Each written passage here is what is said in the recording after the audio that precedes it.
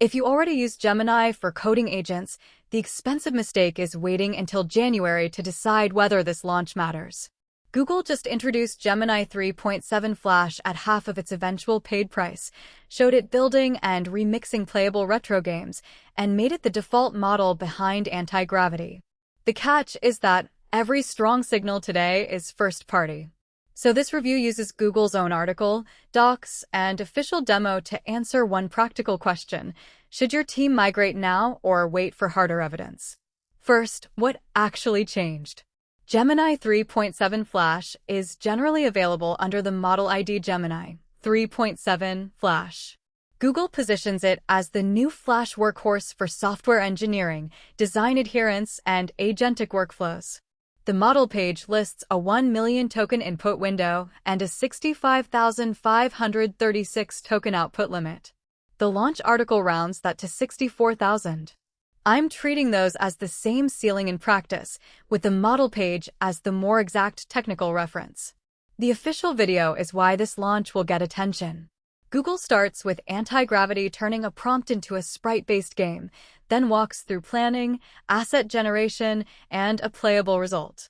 Visually, that is convincing proof that Google wants this model associated with richer agent loops, not just faster autocomplete. But it is still Google showing Google's chosen happy path. It does not independently prove failure rate, latency under your prompts, or production economics beyond the price sheet. That price sheet matters.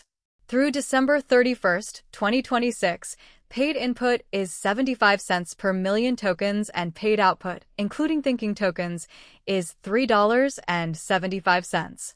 On January 1st, 2027, those paid rates double to $1.50 for input and $7.50 for output.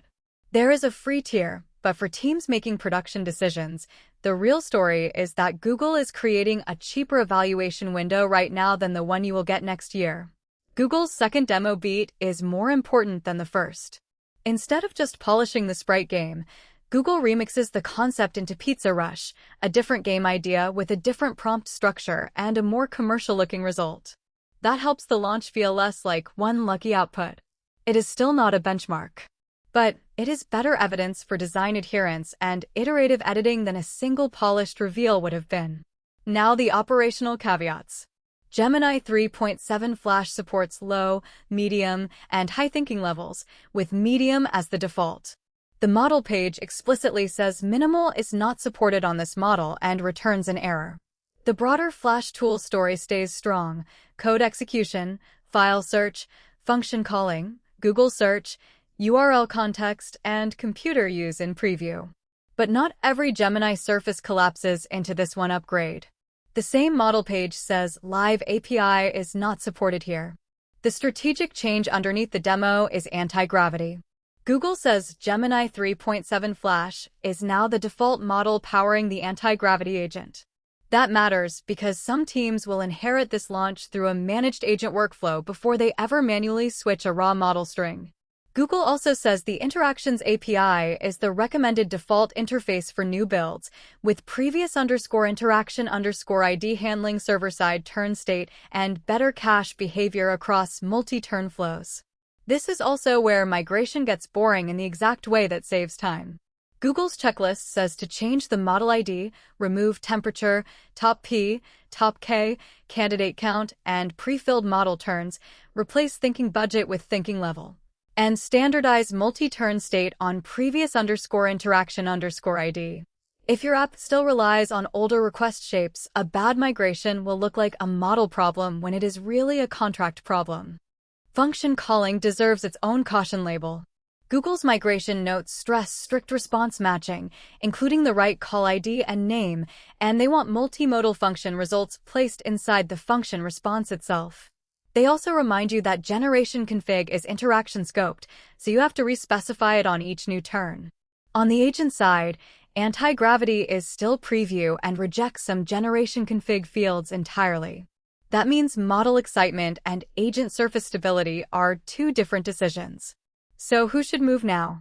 If you already use Gemini 3.5 or 3.6 for coding agents, design adherence checks, or multi-step tool workflows, Gemini 3.7 Flash looks worth a bounded pilot before the promotional price ends.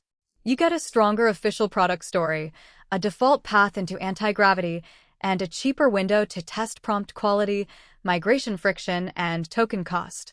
If your workloads are mostly cheap, high-volume tasks, Flashlight may still be the more rational target. Who should wait? If latency is your main KPI, if your stack still depends on old sampling knobs, if you need hard third-party benchmarks before swapping defaults, or if you want hands-on proof instead of vendor proof, wait. This project does not claim a clean local test, and it does not pretend the official footage answers every production question.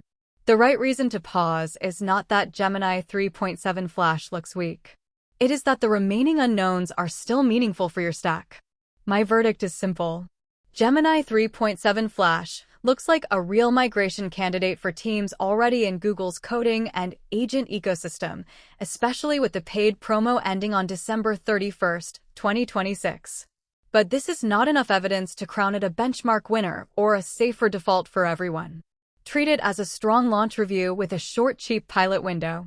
And if you want the stronger verdict, subscribe for the measured follow-up when there is independent benchmark data or a clean local test that actually earns it.